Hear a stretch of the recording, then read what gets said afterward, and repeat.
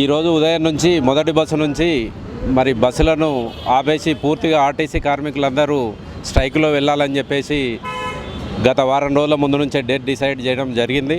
మరి నిన్నటి వరకు కూడా జరిగినటువంటి చర్చలను చూసినట్టయితే ప్రభుత్వం ఎంతమాత్రం కూడా చర్చలను మరి పరిష్కారం దిశగా తీసుకుపోకుండా పూర్తిగా బెదిరింపు ధోరణికి దిగింది. మీరందరూ కూడా గమనించారు. మరి ఈరోజు సాయంత్రం వరకు రాకపోతే ఉద్యోగాలు పోయినట్టే అని చెప్పి చెప్తున్నారు. మరి ఈ మీడియా ముఖంగా తెలియజేస్తున్నాము, ఈ దేశంలో ఈ రాష్ట్రంలో కానీ ఒక చిన్న శ్రామిక ఎంప్లాయీని కూడా తీసే అధికారం మరి ముఖ్యమంత్రి కానీ ప్రధానమంత్రి కూడా లేదు. ఆ విషయం వాళ్ళు తెలుసుకోవాలి. ఎవరి ఉద్యోగం ఎవరు తీయడానికి లేదు. ఆ ఉద్యోగం వాళ్ళు ఇచ్చిన ఉద్యోగం కాదు. ప్రతి కార్మికుడు కూడా తన యొక్క సామర్థ్యాల ప్రకారం తమ యొక్క అర్హతల ప్రకారం రాజ్యాంగం ప్రకారం తెచ్చుకున్నటువంటి ఉద్యోగాలు. వాళ్ళను ఎవరి ఉద్యోగం తీయలేరు. కాబట్టి ఏ కార్మికుడు కూడా వెనక్కి జరగొద్దు. పూర్తిగా ఇది తేలే వరకు 100% పూర్తిగా మరి మనం సమ్మెలో ఉండాలి. మరి ఈ సమ్మె వల్ల ప్రజలకు ఎలాంటి ఇబ్బంది కలగవచ్చు.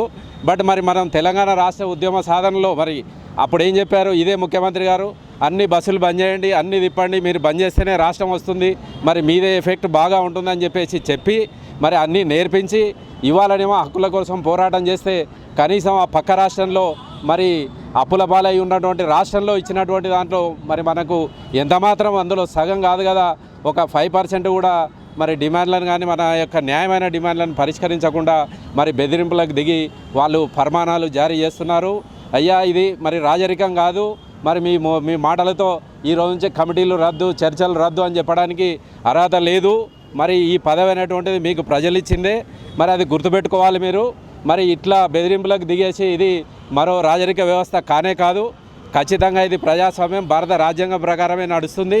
మరి ఆ ప్రకారంగా వచ్చినటువంటి చట్టాలకు అనుగుణంగానే మరి సమ్మెకు ముందే నోటీసులు ఇవ్వడం జరిగింది. ఆ నోటీసుల ప్రకారమే మరి 1 by 1 మరి ఎప్పటికప్పుడు చెప్పుకుంటూనే చేస్తున్నారు. మరి ఈనాడు ఖచ్చితంగా ఈ డిమాండ్స్ న్యాయమైనటువంటి డిమాండ్స్, ఇవి ఓన్లీ కార్మికులకు సంబంధించినవి కావు. మరి ప్రజా రవాణా మారుతున్న ఈ 21వ శతాబ్దంలో ప్రజా రవాణాకు ఉన్నటువంటి ప్రాముఖ్యత ఏంటో మరి ప్రపంచమంతా కూడా చెప్తుంది. మరి ఈ ఒక రకంగా చూసినట్టయితే మరి మనకు కాలుష్యం తగ్గడానికి కానీ లేదా చౌకగా రవాణా దొరకాలంటే ప్రజా రవాణానే అవసరం. మరి దాన్ని పూర్తిగా చంపేయడానికి పూనుకున్నట్టు కనిపిస్తుంది ప్రభుత్వం. మరి మీరు లేకపోయినా నడుస్తాయి, ప్రైవేట్ వాళ్ళని తెస్తాము, ఇది తెస్తామని చెప్తున్నారు. ఎన్ని రోజులు ఎంత మాత్రం నడిపిస్తారు, ఎంత ప్రమాదరహితంగా నడిపిస్తారు, మరి ప్రజలకు కావాల్సినటువంటి సేవలను ఎంత మేరకు వాళ్ళు చేయిస్తారు.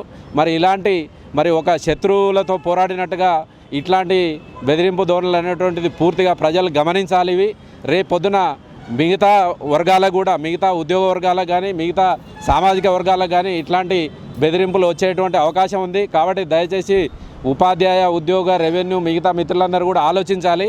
మరి గతంలో ఒక 7-8 సంవత్సరాల నుంచి ఆర్టీసీతో ఈ ప్రభుత్వం కానీ ముఖ్యమంత్రి గారు కానీ మెలిగినటువంటి విధానం ఏంటి, ఇవాళ చేస్తున్నది ఏంటి, మరి మీతో కూడా మరి గతంలో ఎట్లున్నాడు, ఇప్పుడు ఎట్లుంటాడు, రేపు పొద్దున ఏం రాబోతుందో చూడండి. మీరు చూసి మరి ప్రజలకు తెలియజెప్పండి. ప్రజలకు కలుగుతున్నటువంటి అసౌకర్యానికి మేము కూడా చింతిస్తున్నాము. మరి మీరు ఇప్పుడు ఈ సౌకర్యానికి మీరు పూనుకోకపోతే భవిష్యత్తులో మరి మీరు ఆటో వాళ్ళలు చెప్పినటువంటి డబ్బులు కానీ ప్రైవేట్ టూరిస్టులు చెప్పినటువంటి డబ్బులు కానీ మరి ఒకటికి 4 10 ఇచ్చి మరి తీవ్రమైనటువంటి అసౌకర్యానికి గురి కావాల్సి వస్తుంది, తీవ్రమైనటువంటి నష్టానికి గురి కావాల్సి వస్తుంది. కాబట్టి మరి ప్రజా రవాణాను మరి మీ పిల్లలు స్కూల్ బస్సులలో స్కూలు పాసులతో ఉచితంగా ప్రయాణించాలన్నా, మరి ఎన్జిఓలు తక్కువ అమౌంట్తో పాస్తో ప్రయాణించాలన్నా, విద్యార్థులు పాసుల సౌకర్యంతో ప్రయాణించాలన్నా కూడా ఖచ్చితంగా ప్రజా రవాణా ఉండాలి. దీన్ని నిలబెట్టుకోవడానికి తమకు కలిగేటువంటి కొంత అసౌకర్యాన్ని భరించాలని చెప్పేసి మేము మీడియా ముఖంగా ప్రజలందరికీ చేతులెత్తి నమస్కరిస్తున్నాము. మరి ఏ కార్మికుడు కూడా బెదరొద్దు. డిమాండ్లు సాల్వ్ అయ్యే వరకు ఎవరు కూడా రావాల్సిన అవసరం లేదు. ఎవరి ఉద్యోగాన్ని ఎవరు తీసేయలేరు. ఏ ఒక చిన్న కాంట్రాక్ట్ కార్మికుని కూడా తీసేయలేరు. ఇది గమనించాలని చెప్పేసి కోరుతూ ముగిస్తున్నాను. మేము చేసే వీడియోస్ మీ మొబైల్కి నోటిఫికేషన్గా రావాలంటే మా ఛానల్ని సబ్స్క్రైబ్ చేసుకుని పక్కనే ఉన్న బెల్ ఐకాన్ని యాక్టివేట్ చేసుకోండి.